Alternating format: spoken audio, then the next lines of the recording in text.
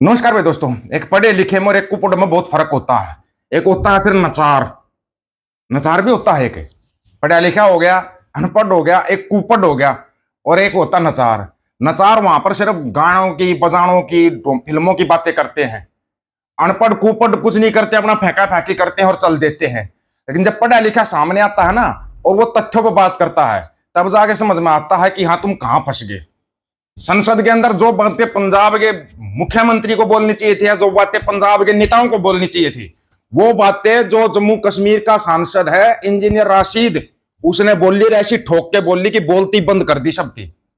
एक तो वैसे ही मुंह छिपाता फिर रहा है, जो महिला आरक्षण के नाम पर नौटंकी करता घूम रहा था, ऐसा धोया इंजीनियर राशिद ने। और जिस अमृतपाल के लिए बोलना चाहिए था पंजाब के सांसदों को, उस अमृतपाल के लिए आवाज इंजीनियर राशिद उठा रहा है। सोचने वाली बात है ये, सोचने वाली। उधर से तुम्हारे लिए स्टेज ऑफ हॉर्मुज बंद। अभी तक तो ईरान तुम्हारे पास जहाज भेज रहा था, वही ईरान अटैक कर रहा तुम्हारे जहाजों के ऊपर, और खुलेआम बोल दिया जो भी अमेरिका की इजराइल की मदद करेगा। कदे इजराइल को फादरलैंड बताते हैं, वो गोबर खारिया को बिठा देते हो टीवी में, वो तो पता नहीं बाप दादा भाई क्या क्या बना के बैठा हुआ इजराइल को। उसको इतना ही शौक है, खुद तो साबन का पानी पी के भाग गया था कारगिल वार से पहले। 94 में भर्ती हुआ, 99 में तू फौज छोड़ के भाग लिया, और तू बड़ा एक्सपर्ट बने के बैठ गया टीवी के अंदर। तेरे से बड़ा एक्सपर्ट कोई है ही नहीं। कमाल की बात नहीं है। हमारे को क्या दिखाया जा रहा है और हकीकत क्या है। ऐसे ऐसे गोबर खारिया जैसे एक्सपर्ट होते क्या? एक्सपर्ट अगर होने चाहिए ना, तो इंजीनियर राशिद जैसे होने चाहिए, जिसने कितने कमाल के तथ्य रखे। में क्यों उड़ा दिया गया। मेरे लिए नारी शक्ति का दिन वो होगा जब पाकिस्तान के उस पार वाले कश्मीर में हमारी हजारों माएं बहनें, और हमारे कश्मीर में हजारों माएं बहनें उस खूनी लकीर के आर पार जा सकेंगे, जिनके लिए 24 सीटें रिजर्व रखी गई हैं, लेकिन हमें एक दूसरे की तरफ देखने नहीं दिया जाता। मेरे लिए नारी शक्ति का दिन उस दिन होगा जिस दिन सैकड़ों हजारों मेरी कश्मीर की बहनों को उनके बाजू का दीदार नसीब होगा, जो कश्मीर से लेकर आसाम तक की जेलों में बंद है। सर, 7 जुलाई 1993 उक्त रशीद वानी एक शख्स गिरफ्तार होता है। उसके घर वाले कहते हैं उसकी लाश तो भी नहीं मिली, और आज 26 साल बाद उसकी माँ कोर्ट उस पर रहम खा करके उसके बच्चे को डेड डिक्लेयर करती है ताकि उसको कुछ रिलीफ मिले। मेरे लिए नारी शक्ति का दिन वो होगा जब उसकी माँ को बताया जाएगा कि 26 साल उसके बेटे को मुर्दा डिक्लेयर करने में क्यों लगे। मेरे लिए सर नारी शक्ति का दिन वो होगा जब बानिहाल का तनवीर अहमद, जिसे भी बदकिस्मती से हमारे कुछ गांव रक्षकों ने लापता कर दिया और आज खबर आई कहीं मारा गया है। मेरे लिए नारी शक्ति का दिन वो होगा जब मेरी कश्मीरी पंडित जो डबे में जो माएं बहनें वहां से कश्मीर छोड़ के आए, जब वो वापस कश्मीर अपनी मातृभूमि में आएंगे। कश्मीर जितना मेरा है उतना मेरे पंडित बाजू का भी है। मेरे लिए वो नारी शक्ति का दिन होगा। सर, मेरे लिए नारी शक्ति का दिन वो दिन होगा जिस दिन इस पार्लियामेंट में बिल लाया जाएगा कि कश्मीर की यूनिक कल्चरल आइडेंटिटी, डेमोग्राफी, शनाख्त, तहजीब, जबान, कश्मीरियत, उसको पूरा कॉन्स्टिट्यूशनल प्रोटेक्शन मिलेगा। मेरे लिए सर, मेरे कश्मीर की हजारों लाखों बेटियों माओं के सर, जस्ट 1 मिनट, आप बिल पे आप इसमें आइए सर। नारी शक्ति का ही तो कह रहा हूँ। ठीक है, नारी शक्ति की केवल नारी शक्ति को नहीं, पूरे देश को। आप अपने विषय को। Thank you sir, thank you. मेरे लिए नारी शक्ति, लास्ट पॉइंट, उसके बाद बिल पर 2 मिनट लूंगा। मेरे लिए नारी शक्ति का दिन उस दिन होगा जिस दिन 8 अक्टूबर 1953 का जो स्टेटस हमसे छीना गया वापस किया जाएगा। अब बात करता हूँ उस बिल पर। सोच लीजिए, मेरी बात का गलत अर्थ में निकाला जाए, ये देश कब तक सिर्फ रिजर्वेशन के सहारे चलेगा? SC ST को एम्पावर अगर करना है तो अच्छी एजुकेशन दीजिए। अगर नारी को आपको एम्पावर करना है तो पहले से एजुकेशन दे दीजिए। 33% it gives a sense of inferiority complex. मेरे हिसाब से मुझे जो लग रहा है, अगर वाकई हम चाहते हैं कि हिंदुस्तान दुनिया में सुपर पावर बने, तो फिर शायद हमें रिजर्वेशन कल्चर से बाहर निकलकर एम्पावरमेंट की तरफ आना होगा। एजुकेशन देनी होगी। इस विधेयक को सपोर्ट कर रहे हैं कि नहीं? सर, बता रहा हूँ तो आप बताइए, लास्ट बताइए। 40 सेकंड सिर्फ सेंटेंस बताइए। 40 सेकंड्स बताऊंगा सर, 30 सेकंड्स।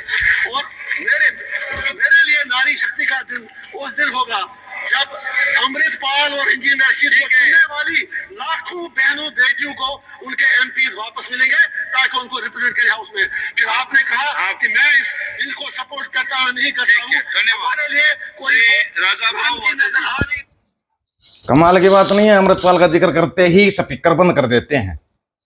इन्हें बोला कि भाई अमृतपाल सिंह खालसा जो एमपी है उसको लौटाओ ना। अगर आप नारी शक्ति की बात करते हो तो क्या उसकी वाइफ को अधिकार नहीं है अपने पति से मिलने का? उसी टाइम पर माइक ऑफ, उसी टाइम पर माइक ऑफ। कमाल की बात है, इसने हर एक तथ्य बोला। अगर आप इतना ही नारी का सम्मान करना चाहते हो तो उसको अच्छी एजुकेशन दो, अच्छी शिक्षा का अधिकार दो।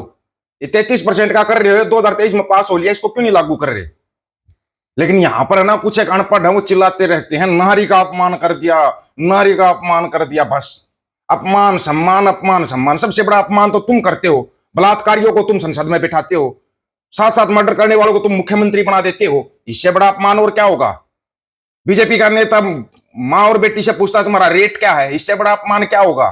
खुद की औरतों को छोड़कर भागते हो, वो नारी का अपमान है या सम्मान है? नारी के सम्मान की बात कर देते हैं, वो भी वो लोग करते हैं जिन्होंने कभी नारी का सम्मान किया ही नहीं। सरेआम सड़क के ऊपर तुम्हारे वीडियो वायरल होते हैं, तुम नारी का सम्मान की बात करते हो। क्यों नहीं फांसी लागू की जाती बलात्कारियों के खिलाफ?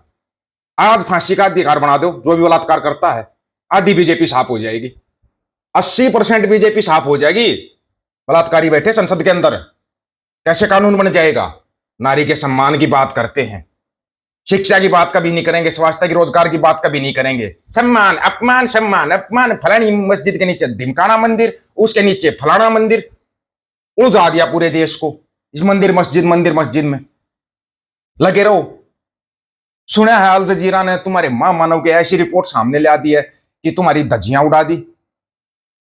अभी ताजा रिपोर्ट लेके आया अल जजीरा, और अल जजीरा ना छोटा मोटा नहीं, दुनिया में नंबर 1 चैनल है। तुम यहां पर झूठ पर झूठ दिखा रहे थे, अल जजीरा ने तुम्हारी धज्जियां उड़ा दी। वो बताता असली सम्मान और अपमान क्या होता है, वो नहीं हिचकते सच्चाई दिखाते टाइम। वो जब डाउन टू का ना छोड़े, तुम्हारी तो औकात ही क्या है? तू तो वैसे डरता घूम रहा है, कभी चाइना से डरता है। गलवान में फिल्म जो बन रही है उसमें से चाइना का नाम हटाओ, चाइना का शब्द हटाओ, दोबारा शूटिंग करो। चाइना जैसे दिखने वाले सैनिक नहीं होंगे। झड़प किसके साथ हुई थी? भूटान के साथ हुई थी क्या? सरेंडर मोगली तंदूरी लाल, इतना बेशर्मा इंसान नहीं देखा। राष्ट्र के नाम संबोधन, लड़ाई लगी हुई थी राष्ट्र के नाम संबोधन, और उसमें भी वही किया जो हमने कहा, ऐस रोना धोना नोटंकी। शुक्र है ये आदमी, अगर ये औरत होता ना, ये औरत होता तो किसी का घर नहीं बसाता। दिल्ली घर में झगड़े होते, दिल्ली। लग तो ऐसा ही कुछ रहा है, जो खुद की औरत को छोड़कर भाग रहा है। मर्दों में कहां गिनती होती होगी उसकी? नचनियों में गिनती हो सकती है उसकी, सपनियों में तो नहीं हो सकती। पता नहीं फिर भी क्यों छेल छेल छेल। देखो दुनिया में नंबर 1, अबे टॉप 100 में भी गिनती नहीं है, दुनिया के टॉप 100 नेताओं में भी गिनती नहीं है। नेपाल वाले की गिनती है, बांग्लादेश वाले की गिनती, इसकी कहीं गिनती नहीं है। आप लोगों की क्या राय है इसके बारे में? आप अपनी राय रखना, आपका गंजार रहेगा। सभी साथियों को राम राम, नमस्कार, आदाब, सत श्री अकाल। वीडियो को ज्यादा से ज्यादा शेयर, चैनल को सब्सक्राइब, बेल आइकन को जरूर दबाना दोस्तों। ऑफिशियल दीपक वजी यूट्यूब चैनल, बात आकर सच की करेंगे, हक सच की बात हम करेंगे। वीडियो को शेयर करने की जिम्मेदारी आप लोगों की है। गज के आखो, वाहेगुरु जी का खालसा, वाहेगुरु जी की फतेह।